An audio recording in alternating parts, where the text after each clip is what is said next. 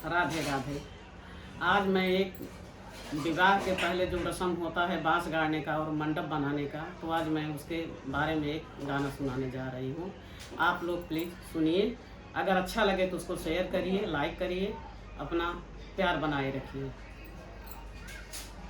बसवा कटावई चले हैं राजा दशर, आंगूरी में गड़ी गखपी, आंगूरी वेदनिया मराई राजा दशर, कैकेयी के भेजी बोलाई, आईनी कैकेयी पलंग चढ़ी बैठी, धरली आंगुरिया कपोड़, आंगुरी के धरत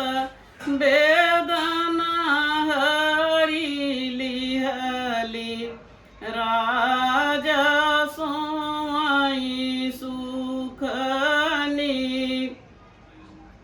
जवान मांगना तू हूँ मांग्यो रानी कैकेयी, उहई मांगना हम देव, कुंज कुलूप रहरवा मैं लेबै, आऊ गुलरी न कर फूल।